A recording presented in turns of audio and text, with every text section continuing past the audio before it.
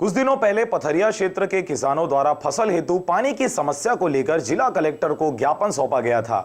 उनके द्वारा इस ज्ञापन में खुड़िया जलाशय से पानी छोड़ने की मांग रखी गई थी, लेकिन 8 दिन बीत जाने के बाद भी इस हेतु कोई प्रतिक्रिया नहीं मिलने पर मंगलवार को एक बार फिर ग्राम पुछेली के किसान जिला कलेक्टर के पास गुहार लगाने आए हुए थे, लेकिन जिलाधीश के व्यस्त होने के चलते किसान उनसे मुलाकात तक नहीं कर पाए, जिसके बाद किसानों द्वारा भाजपा कार्यालय में आए हुए छत्तीसगढ़ के कैबिनेट मंत्री पुन्नूलाल मोहले से मुलाकात की गई, जिस पर उन्होंने किसानों को 2 दिन के बाद इस समस्या हेतु आकर मिलने को कहा है।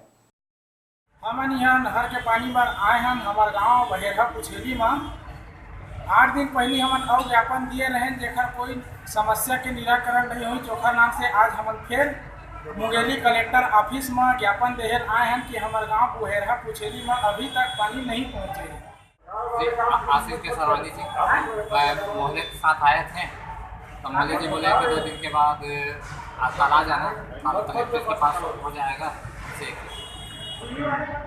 मोहल्ले जी क्या बोले? कल आ जाना, कलेक्टर से बात कराएंगे।